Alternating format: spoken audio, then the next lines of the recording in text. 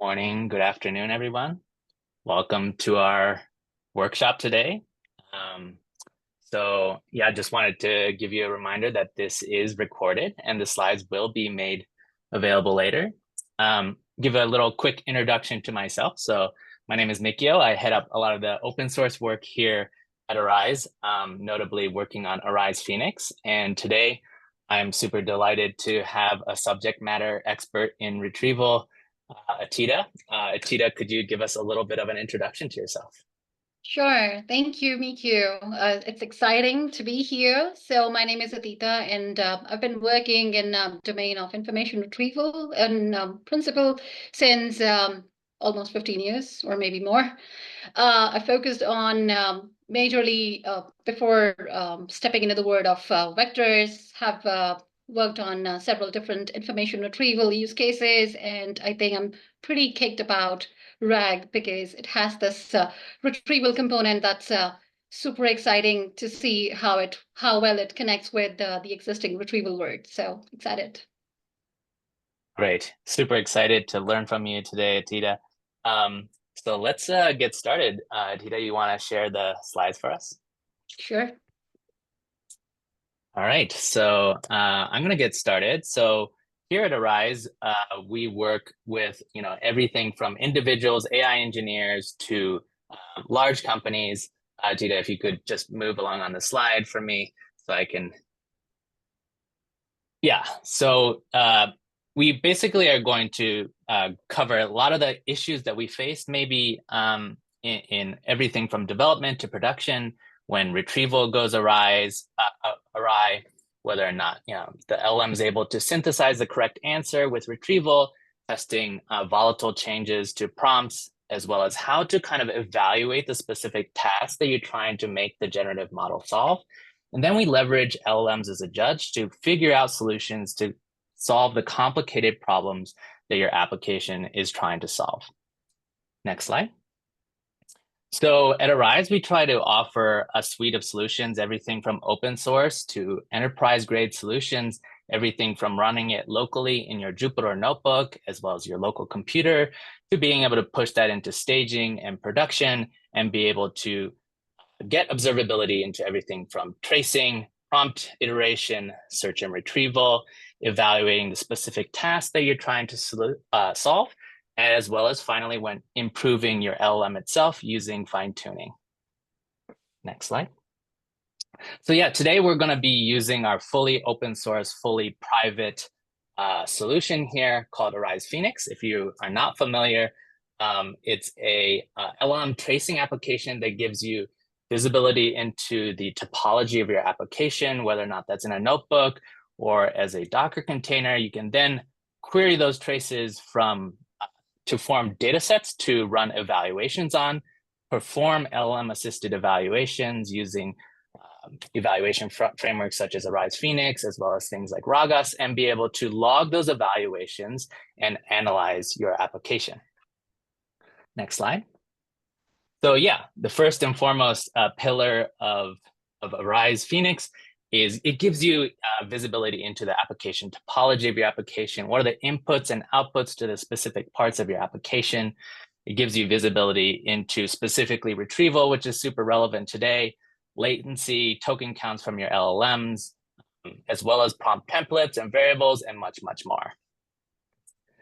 And then we also let you pull that data out of Phoenix and create data sets over which you can evaluate both the responses coming out of your LLMs, as well as the documents that are being pulled from vector stores such as Qdrant. So it also lets you create custom task evaluations, and then you can basically send those back to the platform and monitor how your application is doing as it's running.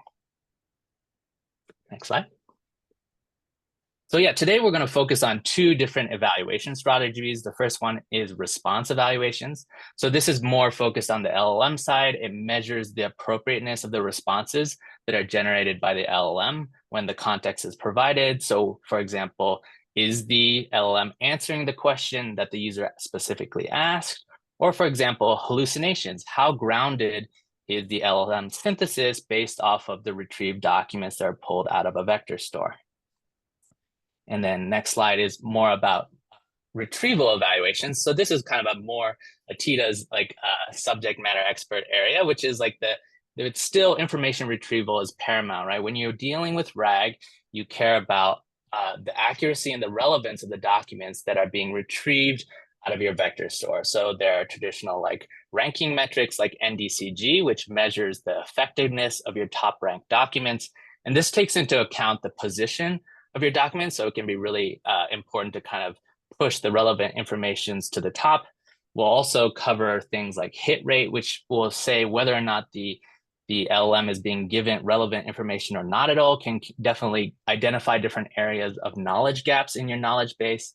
And then precision at K, which will give you kind of basically a percentage of the amount of documents that are relevant in the context window. And this can be a really good measure as well, because the more irrelevant information that you put into the context window, those LLMs are more likely to hallucinate and not be grounded.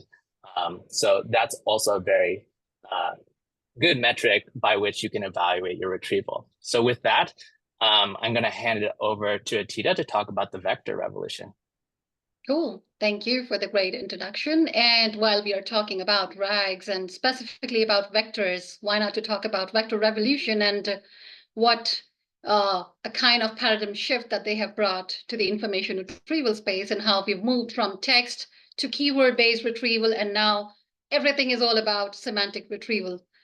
And why there's such a rage about vectors is explained by this slide, where we say that vectors basically help you assess and address a lot of different, shortcomings of our previous approaches. Like it addresses natural language queries and vocabulary mismatch issues, even addresses queries in the multilingual language written. And also on top of it, it also lets you use multimodal information retrieval, which means you can use all your unstructured information apart from text. Also, valuable information from images, from audios and videos, which basically exposes tons of potential in many different features like marketing and promotion, recommendation and suggestions. I mean, I was pretty amazed with how easily they solve use cases which require anomaly detection, and definitely something which we're going to be talking about today, semantic retrieval and RAGs. So the whole idea is that they're super useful because they boost the precision of the results by leveraging the meaning that goes beyond the keywords, and they help you understand the context and the intent behind the language being used for querying. And when we are talking about vectors, why not to also give a short introduction about Qdrant? So we are enterprise-ready, massive-scale vector search database, most loved one as well, if I may add. Qdrant is basically performance-centric, scalability-oriented, and resource optimization-focused vector database. And I would like to also mention here is that's also a fully open-source project. It's quick and easy to start with if you look at the documentation. And one of the key things that I want to especially highlight in double quotes is that all the embeddings, no matter how much is the dimension, is all supported in Qdrant out of the box, which is super cool feature. You can try out your custom models or anything out of the box when you want to try things out with Qdrant. So about the performance centric, of course, it's written in Rust, which owes to its exceptional performance in handling high dimensional vectors. It also has support for dense and sparse, and I think we would also be covering that as part of the live demo today. It also lets you filter your content and with resource optimization focused. We have several different ways in which quantization could be supported. So scalar, product, and binary quantization, which is quite a rage these days because it lets you optimize your memory usage and can speed up your search up to 40 times faster. And with that, also the advanced scalability options, which lets you also, do the custom sharding, multi-tenancy. And along with that, you can segregate your read and writes for deployment flexibility. And on that topic, it's quite well in time that our workshop is today. We launched Qdrant Hybrid Cloud yesterday, which means if you are dealing with something like proprietary data, you can be now safe enough to use Qdrant Hybrid Cloud. The data privacy is the core focus of this offering, and you can use this with any environment, cloud, on-premise, or edge. So it comes along with all the existing features of Qdrant, which means that we're still supporting deployment flexibility with Kubernetes native architecture. And it also provides you with unified management interface for ease of use and control. And again, everything you can get started within some seconds. So if you want to find out more, do check out this blog post and a bit more about hybrid cloud and its extensible and modular architecture.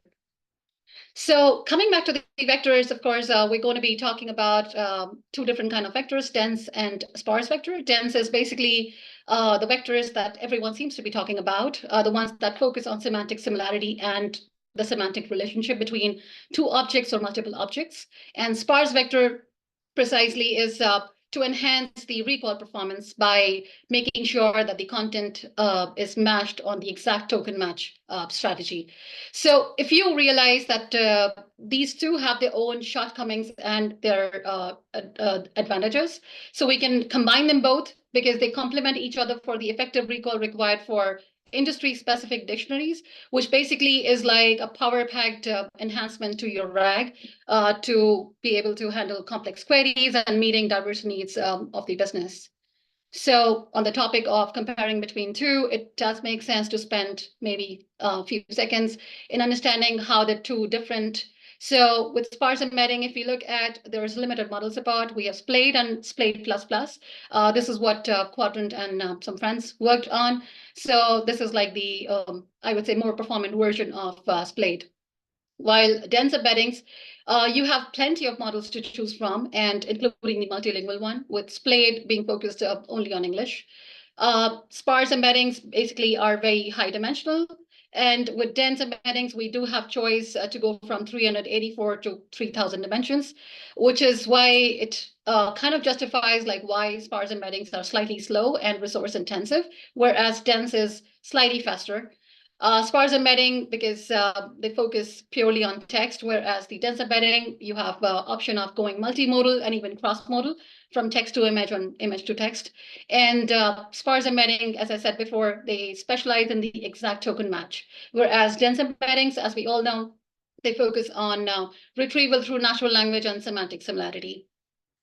So I think we would be looking at the RAG today, so it would make sense to kind of maybe do a little bit of refresher. So we would start with maybe number one, the knowledge base. This is where Qdrant kind of sits, where your knowledge base of articles is. So today, the hands-on workshop and the code that we would be using is going to be leveraging the Qdrant documentation. So we're going to be building RAG or retrieval pipeline on top of the Qdrant's documentation. So considering all our documents are sitting in knowledge base in the vectorized format, we have the user query, which obviously is going to be also transformed into its query embedding.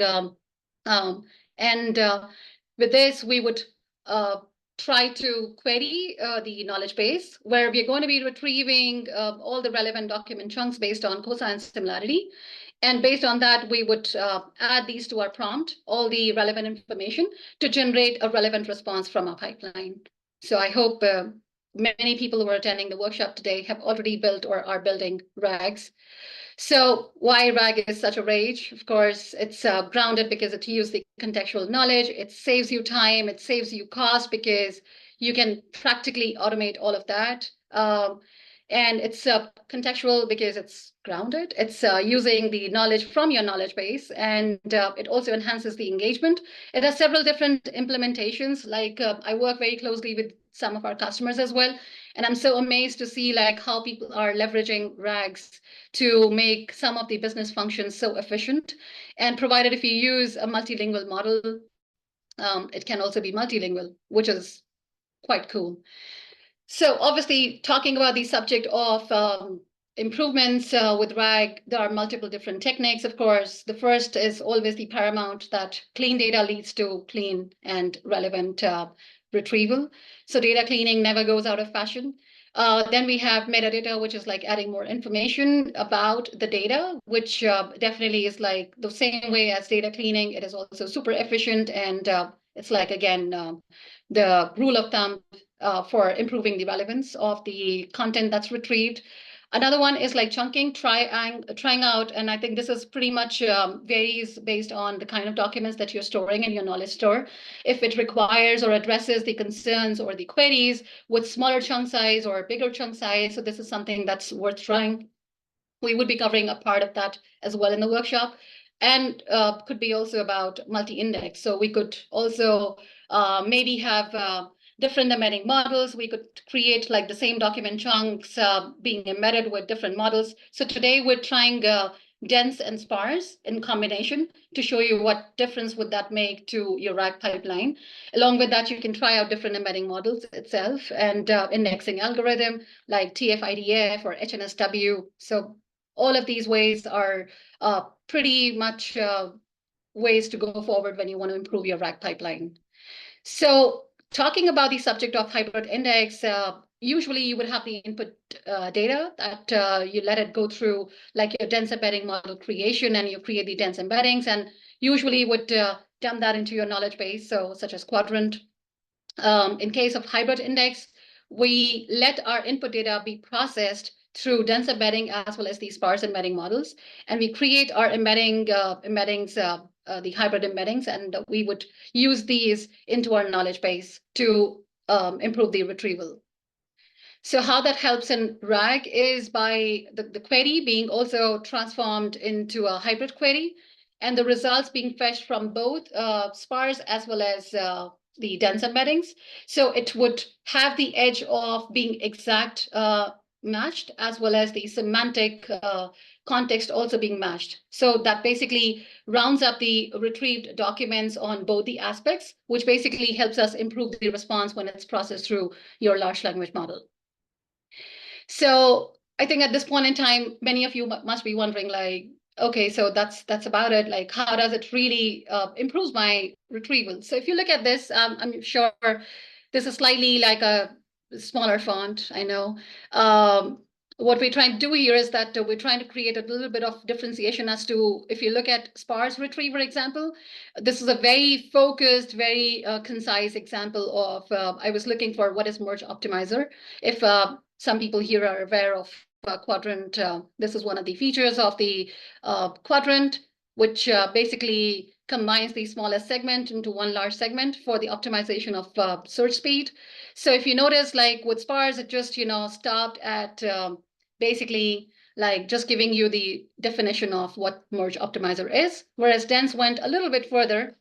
And it also told you about like it works with merging these smaller segments, and it improves the efficiency of the system. If you notice the response from the hybrid retriever, you would see that it's more rounded in terms of, it also specifies that this needs to be configured into a configuration file, and it also helps you give you an example as well to give you more context and more relevant, more complete information. And that's what hybrid retriever would do. So it basically instantly boosts the response quality of your responses, which is what we need when it comes to RAG. So I believe someone from us might have already shared all of these links with you. So we would be leveraging Qdrant Cloud today. The code is already on the Git repo, and I think it wouldn't really harm to know more about Phoenix. It's a great tool. And if you want to know more about Qdrant, you can go and check out the documentation as well. Also, because we would be using this to build our RAG today. So I would highly recommend you to create another virtual environment because that's how the code has been also planned. Everything has been taken care of from the poetry point of view, and we would now be jumping on to the Jupyter Notebook. So as I mentioned before, the code is available in the Git repo here, which has been already provided. We would be using the Qdrant documentation, which is part of one data set, just to kind of ease. You can see like all different markdowns and the content being already stored in here. So, and this is where my Qdrant Cloud instance is sitting, and this is what I'm going to be leveraging. If you want to see like what all do I have in there? So I have two collections, one for dense and one for hybrid, which is why There is code to generate the index as well, but I'm probably not going to do that because I was being told that we have very limited time on this workshop, so want to make most of it. So this is the part that I basically took care of by creating the index already, although the code to generate these indexes are already part of this notebook. So if you want to try it out on your own, make sure you do that. Also, one more thing to highlight is that we're leveraging the env file. In case if you're using Qdrant URL and you would require URL as well as the API key. It also leverages the OpenAI key as well. So it would make sense to create like a copy of your .env through this example, which would be leveraged throughout the notebook when we're going through this. So I hope I did not forget anything, Mikio. Is there anything else I need to mention before I jump onto the code? No, I think that was a great overview. Excited to Okay, see the perfect. results. Cool. So I guess we would start with imports, and there are some cells which have already been executed, of course, because I prepared the environment already. So I have done everything that I mentioned here. So I've already created the virtual environment. I've already ran poetry. The installs and the dependencies have already been done. So you would next try like the Jupyter Notebook and starting with the imports. So over here, we are trying to leverage another great feature, which is provided by Phoenix. That is that you can separate out the projects. I think I particularly love this feature. So if I'm trying out, and especially for the experimentation sake, I have a different kind of, rack retrieval pipelines, it would make sense to separate them out and evaluate them separately. So this is one thing that I absolutely loved. So we are going to be building like two different project workspaces, one for simple RAG or naive RAG, and another one is for the hybrid RAG. So overall, we start with like the simple RAG to begin with. So once again, importing all the dependencies. I'm ensuring that none of my Phoenix instances are running already. This has given me a bit of problem in the past like this. I am not sure. I think I am Yeah, not. it's okay. It's because you have a tab open with Phoenix Yeah, somewhere. it seems like Yeah. I have the tab open from Phoenix, but okay. Going back, I would go ahead and load up my Qdrant Cloud URL and API key, also importing my OpenAI key. So this is the data set that I've used, the one that I've shown. Maybe a quick overview from the data set. It won't really harm. So we have, how big is the basically the data set? And there are about 240 documents, which we are going to be splitting, obviously, to ingest into our knowledge store. So as of now, I'm using these settings. So the chunk size is going to be 512 with an overlap of 50. And I think what I can show you is that I've used this with the recursive character text splitter.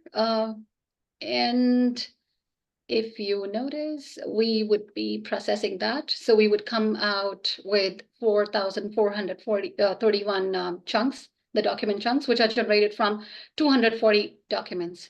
So the next step, of course, is now that we have document chunks, we would want to put them into our knowledge store. So for that, obviously, you need to register to Qdrant Cloud, and that's where you would get your URL and your API key. There are other ways to use Qdrant as well. Like if you want, you can also use that in memory. That's like your instance is going to be in memory in your Jupyter notebook, or you can also run it through Docker. So I have one running on Docker as well, but that's not the one I'm using today. But there are three different ways in which you can use Qdrant here.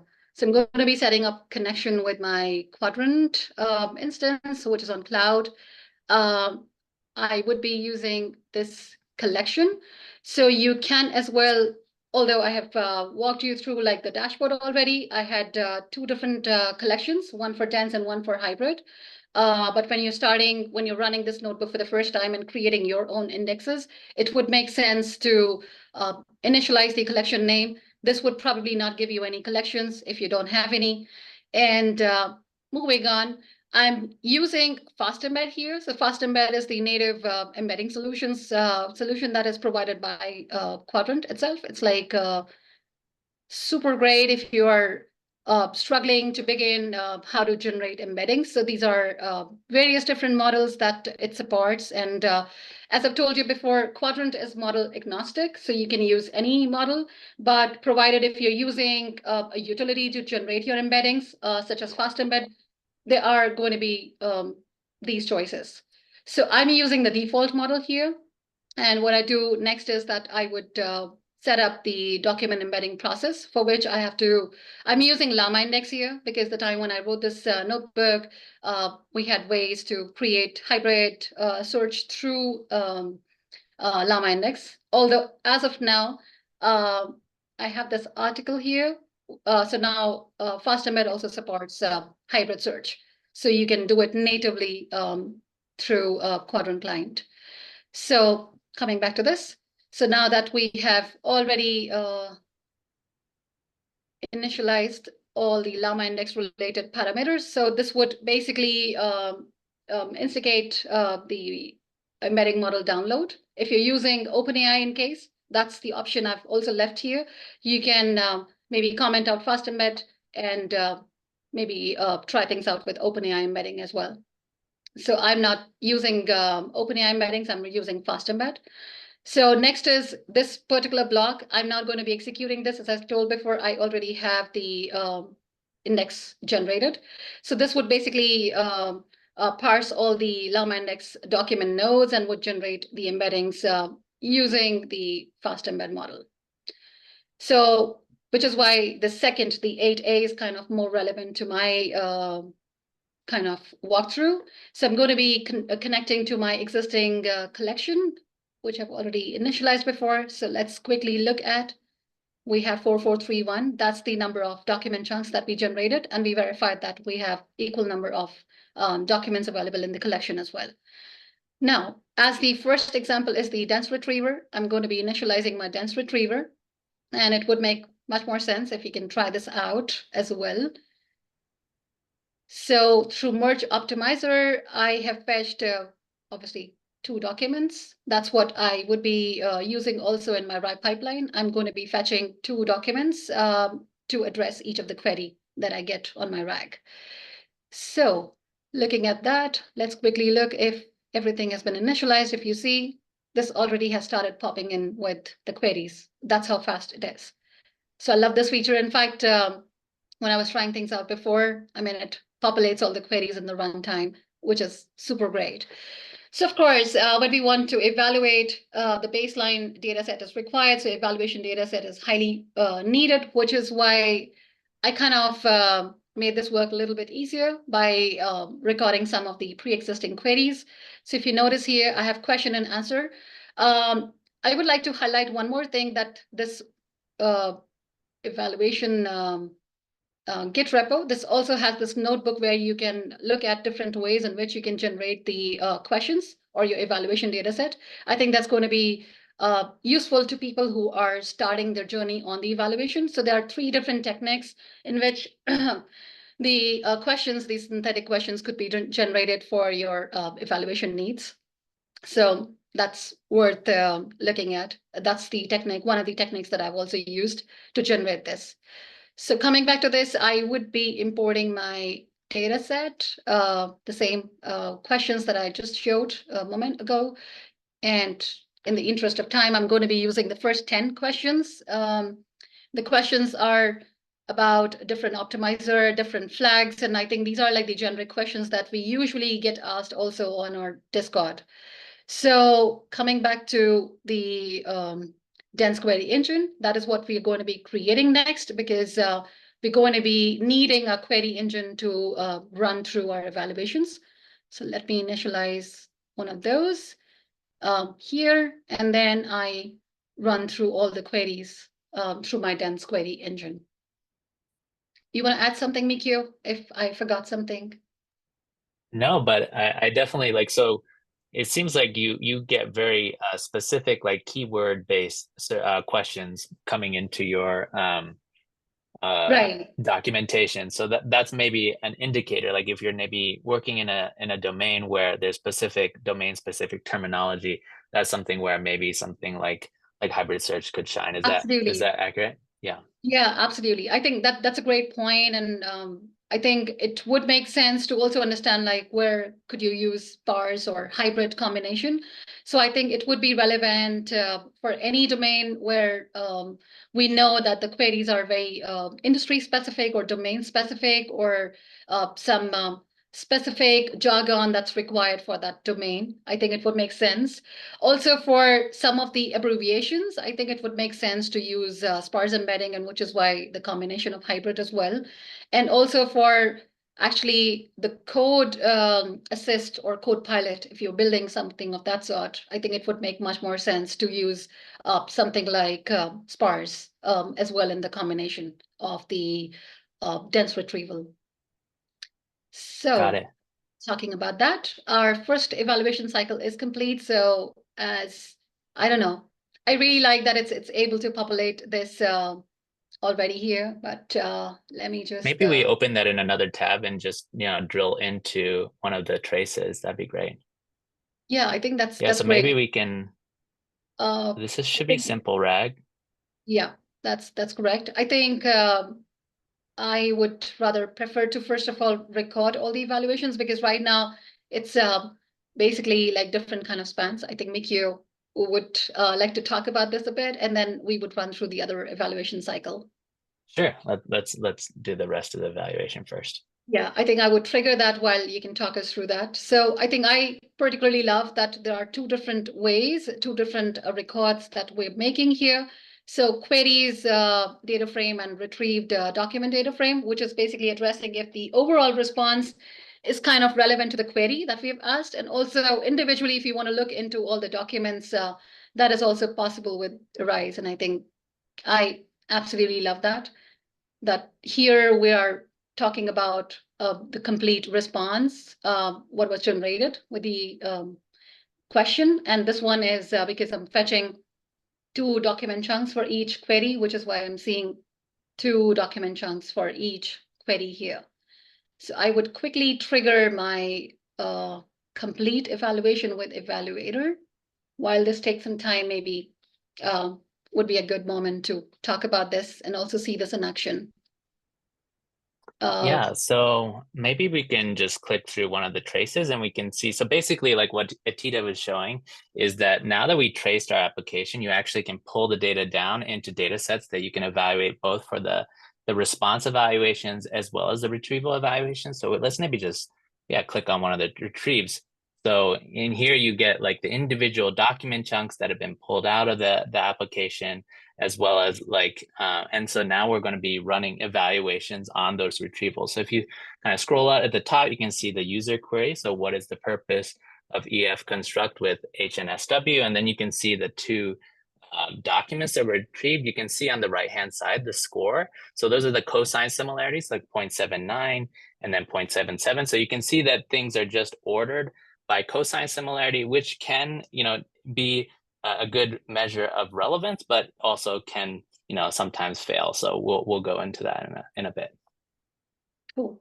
I think I would quickly check on where we are. Okay, so I think the evaluations are complete. We have some score here. Okay, and coming back to the same example that we had, the one that I was showing earlier, maybe now we have some scores attached to that. That one. Okay, and I think that's what we have on the document level. I particularly love this part about Arize, that it also describes that why I'm saying that it's unrelated and the score is 0, because it says like, okay, the question was about the purpose of EF construct. And did you notice? It's just a code snippet. It's nothing about EF construct. So which is why I would say that it's not a relevant document. And I think this is also interesting because there's this workshop I conducted about maybe a month ago, and they were really interested in leveraging like LLM as judge. And I think there were like mixed opinions. And I think the way LLMs have been leveraged in Phoenix, I think it's beautiful way to kind of make most of what we have.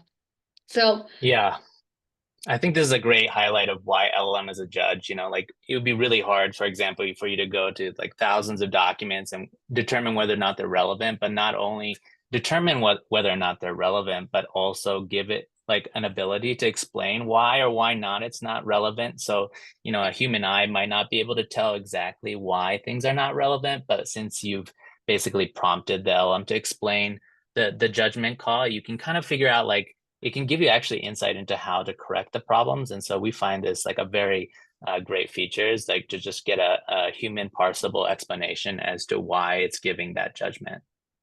Yeah, I think I agree. I mean, we might as well say that there is EF construct, the occurrence of that. Maybe that's why this document is relevant, but maybe in the context of the query, this document isn't very relevant.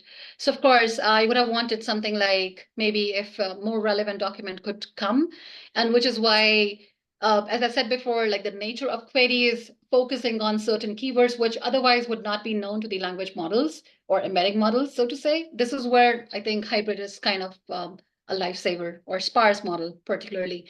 So which is what we're going to be building in next.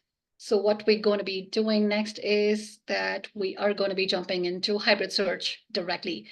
So as we have created the index for this already, and just kind of like a disclaimer, if you're doing it on your own, it might be slightly slower as compared to the dense. So which is why this has been done already in advance. Not too slow, slightly slow. So let's begin with the hybrid one, initializing it with the collection name required for the hybrid. This is where if you need to maybe make some changes, this is something that you could do. You could reprocess your documents with different settings required for like chunk size or chunk overlap. I'm not going to be requiring that.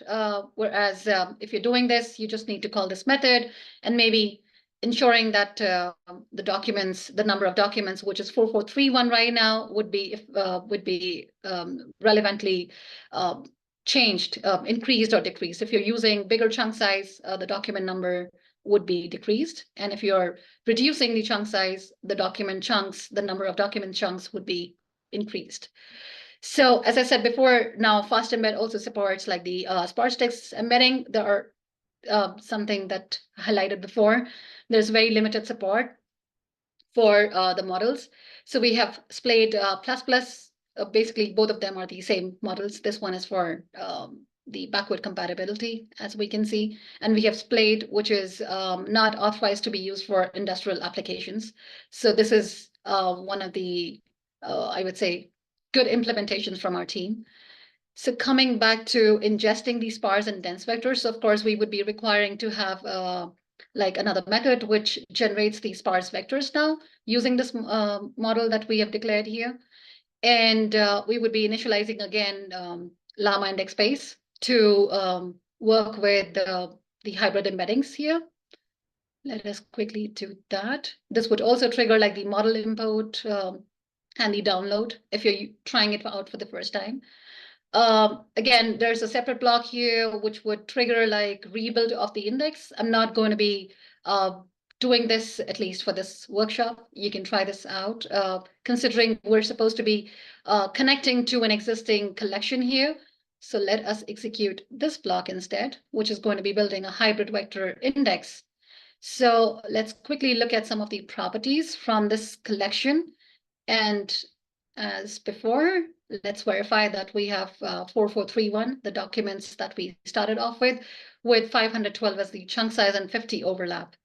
So before jumping onto the hybrid search with Qdrant, I would probably like to also give a brief overview of how the sparse retrieval would look like and how that makes a difference.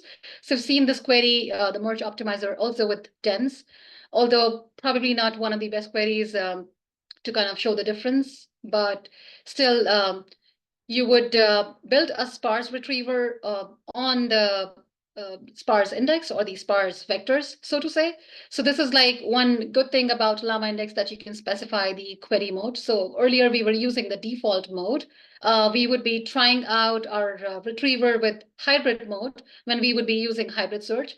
You could also query separately to the sparse vector as well by using query mode as sparse. And as of now, as always, I'm fetching only the first top two documents. So let's quickly run that as well. So it nearly gives the same response. It is saying something about merge optimizer and something about optimizer as well. So about the hybrid search retriever, how we use it is, as I said before, like there's the query mode that is provided by Llama Index, and you can use default, which basically triggers the default or dense retrieval, the sparse, which basically triggers the sparse retrieval, and the hybrid that basically triggers the hybrid retrieval. There is one key thing here. I mean, the slider obviously is needed, that how much weightage do you want to give to your exact matches and how much weightage do you want to give to your semantic matching. So by default, this is determined by alpha, the parameter that determines like how do we and what do we take into account in terms of from the sparse embedding match and from the dense embedding match. So by default, it's 0.5. We give 50 and 50. So if you do not specify this parameter alpha here, it would by default count 50% of the scores from dense and sparse. Whereas I want to give more weightage to the exact matches. And which is why what I'm going to be doing is I'm going to be giving it 0.1. So 0.1 essentially means that the values closer to 0 means more weightage to the sparse search, and the values which are closer to 1 give more weightage to the dense search. So which means in this case, with 0.1, we're essentially saying that 90% of the weightage we're going to give to the exact matches, and 10% weightage is going to be given to the semantic matching. So with that, let's initialize our retriever. And let's see impact. So I particularly did not see any major impacts here, maybe because there's no specific terminology involved. I think it would have created a bit of difference if we used something more specific, so to say. I think with that HNSW query, we might as well be able to see the difference. So I think if the question in the audience, or if you might be wondering that once initialized in the retriever, I mean, what if I want to change this value from outside? Although this is not advisable, but it is still possible by doing something like hybrid retriever dot and underscore alpha. So you can modify this and you can try if this is what is giving you the result that you expected.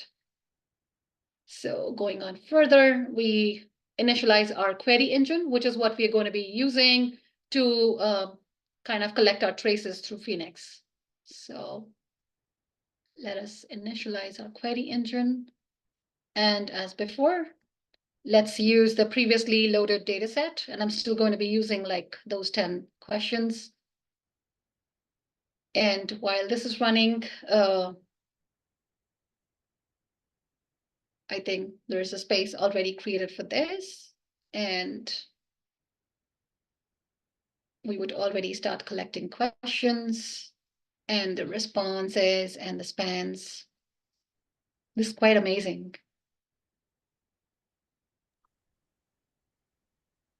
Yeah, Okay. and we're using Llama Index today, but we have support for any framework, anything from DSPy, LangChain, or even your custom one. So we're using Llama Index today because they're a launch partner with Qdrant, with the hybrid cloud, so works hand in hand. But doesn't matter what technology you're using, you can definitely trace it using Phoenix. Thanks for mentioning that. Yes, I think that's a great point. And now that we have also support for hybrid with fast embed, I mean, might as well do that. Okay, we are nearly there. So all our queries are now there. And let us now, as before, do the queries data frame and retrieved documents data frame. Quickly taking a look. And I think I'm particularly excited about seeing the HNSW, if that kind of improved. Let us quickly run through the evaluations as well. Yeah, and maybe a quick reminder to the audience, Atita, when we looked at the previous query, basically it was retrieving one relevant chunk using dense embeddings, but it was actually out of order. Was that what we had seen before? That's correct. That's correct. I think if we would have focused something on exact matches first, I think it would have improved. So I'm expecting that with hybrid now, And now that we have it already, I am probably going to refresh it. Okay, let's look for that question. Okay. I think we may have been invoking the retriever separately, so you can actually, I think maybe the one right below it might be better, the chain one. Okay. Just the next row down. This one? Yeah. Yeah. Okay. So if you click through on that one. Okay. So we have query, synthesize, and LLM. Is that what you want me to? Yeah, we haven't run so I think you had maybe run the retriever before, but if we click through that, we'll kind of be able to see that. So maybe can we click on that? Okay. Yeah, so now you can kind of see like the system prompt that Llama Index has created just to perform RAG. So it's saying you're an expert QA system that's trusted around the world. So these are the kind of the observability you get out of the box with Phoenix. And then you can see kind of how the RAG is performing here. So you can kind of see that there's kind of a prompt template and then the relevant context being shoved into the context window there. But did you want to go on to the evaluation step? Yep. I am wondering, I think there's something I might have done wrongly because I don't know. I was hoping something to come up here, or is it the Yeah, wrong for some place? reason the retriever is detached, I think. So maybe the way that we constructed it, but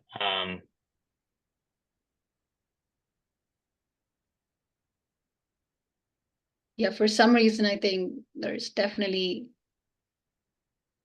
yeah, no worries. I think if you go back to Phoenix, the retriever for the HNSW is right above it. So we can click through on that one. Yeah. Yeah, so I There we think, are. yeah, as expected, like the relevant document has been pushed over to the top, which basically is what we were looking forward to, that this would be done. And I think that was an instant boost to the retrieval pipeline. This would be relevant, obviously, if we have limited number of document chunks to retrieve, we can push more relevant content onto the top.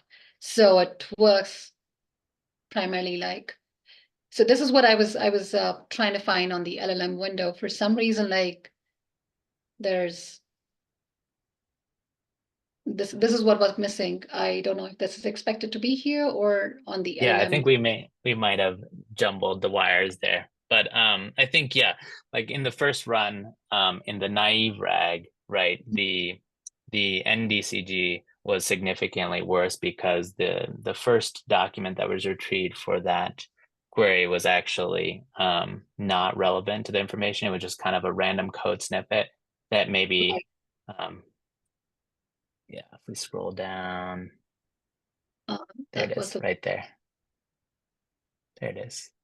The next one down, I think. Oh yeah, there it is.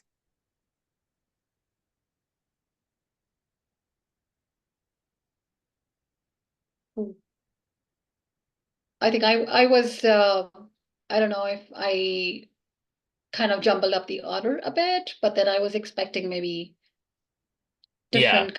it's no worries. Let's click on the retriever so we can just kind of do a quick refresher. So I think a Right, few rows up, I think you scrolled over. Yeah, that one.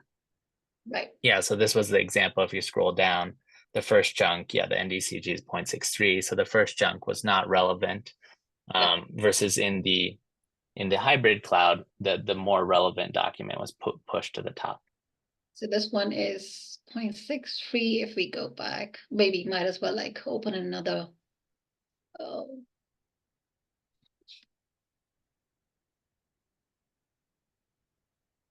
another tab here, and if I go back to this guy, yeah, so NECG is 1 in this case. Perfect. Cool. Yeah, I think that's probably is one of the queries where I'm seeing like a significant jump. Other than that, I think I have definitely, like, I don't know what order did I execute this in because seems to be slightly disconnected from rest of the chain. Not sure.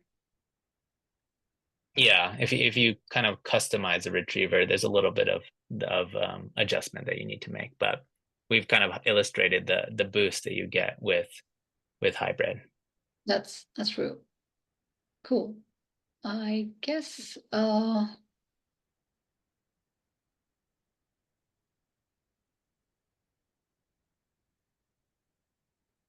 yeah, pretty much. Okay. So I don't know. I was basically looking for more maybe these numbers, but anyway, I think definitely some disconnection that has been made, and also like the total traces. I think I was hoping for something like 10 traces, and I think that probably is because I had instance running already. Maybe could be Yeah, because I think you had run the notebook before, and so yeah, seems yeah. like I think because we were seeing, I mean, I noticed that with hybrid, we basically reduce the hallucinations to 0, and which is what was like amazing thing to see with hybrid retrieval. That basically validates like why and if at all sparse retrieval is relevant. So that basically satisfies the need, and maybe because the first error itself here, I think that kind of messed up. I think that Yeah. one. So if you run this notebook, like Adita said, kind of from end to end, you'll see that like when you run it through naive reg, you'll get a hallucination rate about 91%, I would say. Yeah, Notably the query that, Adita was mentioning, where there's a specific word that definitely would benefit from the sparse embeddings, is kind of, causing the precision and also the NDCG to degrade. But in the second round around with the sparse embeddings, incorporated into the retrieval, the hallucination rate at the top of the project, you'll see actually go to 0 and the correctness go to 1. yeah. I think that's essentially what I noticed as well. I think this goof up with the existing running instance kind of, like made it look worse. But good part that we're sharing it, and you can run like end to end this notebook, and you can validate if what Miki was saying is correct or not. So that's there. You have also access to this data set as well if you want to try things out. Also access to like Q&A. All of these are like the public data sets that this notebook has access to. So hopefully that would kind of help you to start your evaluation journey, just as it helped me. So I highly recommend Arize. Phoenix, definitely a tool to go forward with if you're working with a RAG. It provides a lot more visibility and helps you kind of focus on some of the aspects. So one thing that I also like kind of popped up that one of our clients were using Phoenix as well. There's this constant, you know, comment from the retrieval like evaluation. On the evaluation, it said that we need, so the question said something about highlight 3 causes. And it was always like highlighting 2 causes because of the smaller chunk size. So the evaluator said that, we said, I mean, the question said about picking out 3 causes, but you only detailed 2, which is why I'm going to penalize you for that. But that basically helped us assess very quickly that the chunk size is something that needs to be tuned. It needs to be increased. So I think we were using chunk size of like 600 for that. So we tried it out with 720. Don't ask me why 720. We were randomly trying things out, but that took into account like the third cause as well. That was one of the queries which kind of helped us assess as to how this tool essentially should be used. So these evaluation comments, I think they're like super relevant. I think I feel like LLM as judge, I think that's like the best implementation of the evaluation tool to leverage such a feature from large language models. Awesome. Adita, do you want to take some time for some audience questions? Does that work now? Sure. I think let's do that. Yeah. There's one question that says, do you think chunk size overlap is relevant also to sparse embeddings? So it definitely is relevant to that as well, because I think chunk size overall talks about like how big your context is. So that basically helps us also understand as to, you know, in that particular context, what is it that we are paying attention to? Because sparse model definitely works on the attention mechanism as well. So yes, it is absolutely relevant. Got it. And I'm going to answer one of these questions. It says, are the explanations generated by LLMs? Yeah, they are. So you can basically the way that the evaluation framework works on the Phoenix side to bring your own LLM judge. The GPTs are great ones. The newer Claude models are amazing judge models. And then if they support tool calling or function calling, we basically force it to make a classification on that and do all our evaluations based off of that. And then we give them either like a block to explain their reasoning, or we use chain of thought reasoning to force it to kind of think through its steps as it's making that judgment so that it's arriving at the right answer during that process. Um, Let me keep looking at the questions here. So wondering, Adita, could you talk a little bit about the synthesizer step? What happens in that step? It looks like synthesized data is the same as the original input in your example. Uh, I think it's probably speaking about how we see it on this one, it seems. Query, synthesize. That's what I think the question is about. Got it. And then Michael asks, can you explain what hybrid retrieval is? So maybe a refresher on the slide. Sure. Sure. So in principle, hybrid means, I mean, individually we're talking about dense and sparse. Combining both of these is what we say is a hybrid retrieval. So as we spoke about earlier, because we were talking about vectors, we were talking about semantic retrieval, which basically pulls out the relevant documents from your knowledge store based on the semantic similarity.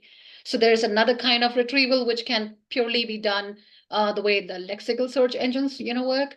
And that is what we were talking about when we said retrieval based on hybrid strategy, combining the keywords as well as the semantic in a kind of power packed one step itself. So that's what I meant with the hybrid retrieval, where we combine keyword as well as semantic both into account. Great. And I see one last question is like, I'm trying out some open data set to build my RAG education settings. If I have issues, could I send email? We're both available in our community. Happy to answer your questions offline at any time. As kind of we highlighted, both tools are open source and free to use and get started. Atita, congrats on the launch of Hybrid Cloud and Thank being you. privacy centric. And I learned a lot. So thanks so much for walking us through that. Super informative. Appreciate it. Yeah, I think I enjoyed this as well. And hopefully it was a value added thing for the attendees as well. I hope you learned something new today.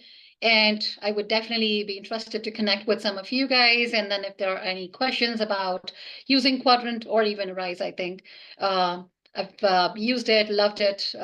Maybe I can answer some of your questions as well. All right. Well, thanks everyone. That's a wrap. The recording will definitely be available later. And then until next time. So thanks so much. Bye.